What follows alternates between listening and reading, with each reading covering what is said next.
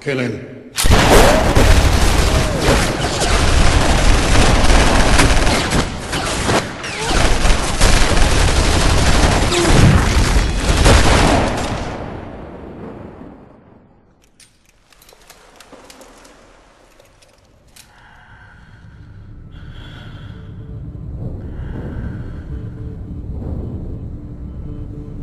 My turn.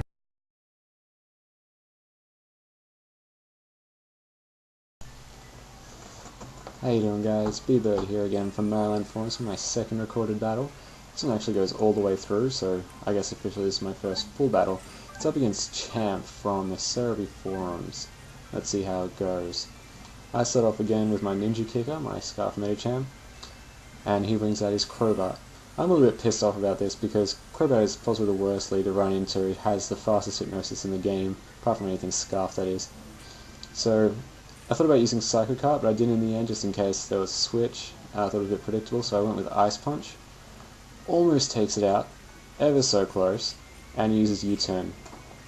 And I was kind of fearing the hypnosis, but I figured, it was worth the risk. But of course, he gets a crit first turn. Kind of predictable on my luck, but what can you do? So thinks about what to bring in against my Cham for a while. Takes a long time with this one, as you can see. And eventually decides on Lucario. It's probably the worst thing I could run into, because there's not much I could do with it at this point. So I decided to switch out. It was fairly obvious though, but there was nothing I could do. Bring in my Salamence, which as we know is our Mixments, and you get to see that this time. Get the Intimidate in, just in case there was any kind of swords dancing action. But instead he just goes for the extreme speed. And there's a fair amount actually. Not too bad, but with the Intimidator it kind of cut it down a little. I'm actually surprised he stayed in. I went for a fairly obvious move just in case he didn't switch out. I went for the Earthquake. And not only that, there wasn't even another extreme speed, so... But that's okay. Fine by me. He gets knocked out from that. And I take my life orb damage. Once again, it takes a while to figure out what to bring in. Salamence is one of those Pokemon you just don't know what to do with it, because you never know what it's going to have. He brings in his Gengar, which is obviously going to be faster than me, so I don't really know what to do. I decided to stick it out, because I didn't have much to go to, but this Salamence has a minus special defense nature, so pretty much anything that Gengar was going to throw at it would probably take it out. He goes with Dark Pulse, which is interesting because, the Shadow Ball does the same thing. But, whatever. Bring Medicham back in for the revenge kill. With Scarf it'll outspeed Gengar easily. And I go for the Psycho Cut this time, but of course they're running into a Skarmory. And, I don't know, this just sort of brings me back to the old school days where everyone sort of packs Skarmblitz. Doesn't really see that much anymore. Mostly because Skarmory is pretty much owned by anything physical. It just hasn't kept up. But I switch out, I bring in my Starmie, pretty much thinking that there wasn't a whole lot it could do except set up spikes, which it does. And I went with the most obvious choice again, because I didn't really know how to judge this guy based on his skill. So I went with the most obvious choice, and of course I get stuck with the Blissey. But once again, I knew he was going to go with the Thunder Wave. But at the same time, Starmie has Natural Cure, so as soon as I switch out it goes away. So I figured I'd stay in, absorb the Thunder Wave, and whatever I go into after that doesn't have to get hit by it. And of course he does, Thunder Wave. And now that I know that he's done that, the chances of him actually doing it again fairly small, judging from what I've seen. So I switch out, and I do this pretty stupid thing. He laid out spikes, and I brought out a Ninja Kicker, but he only had 110 HP. And with the spikes, the damage brought him down below killing range with Seismic Toss. And I completely forgot about the spikes, so I've just lost a Pokemon for absolutely no reason.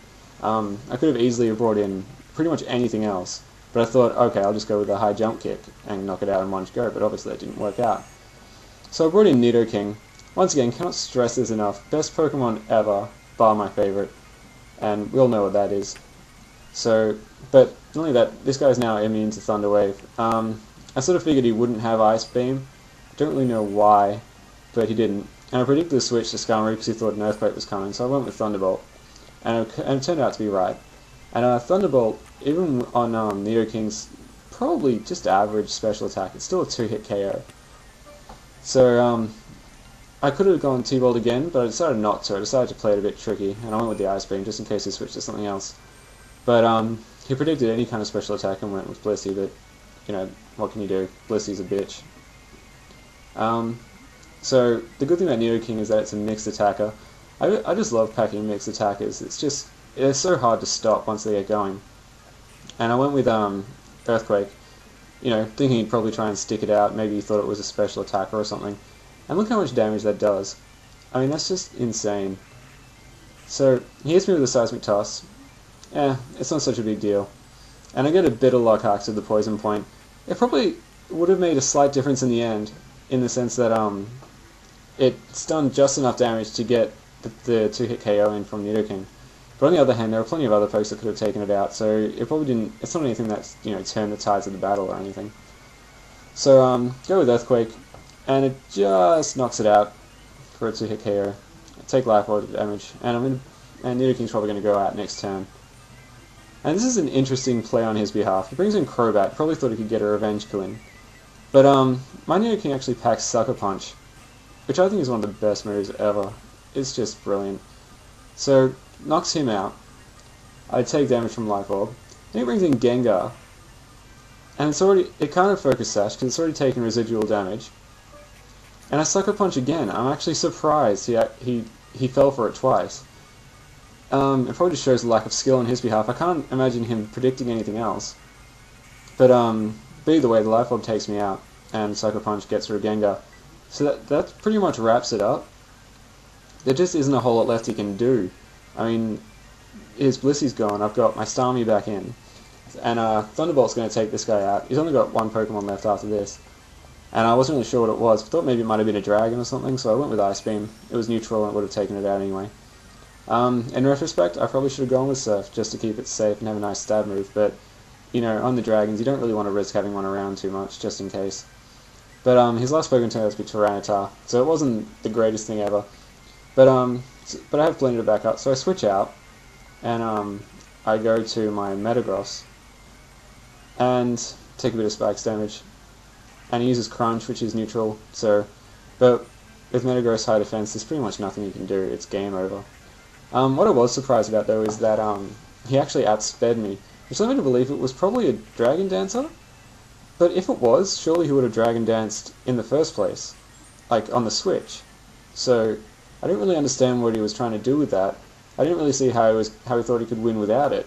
So maybe it was just a really weird EV spread or something. I got a useless crit, didn't really matter, and that was the game there.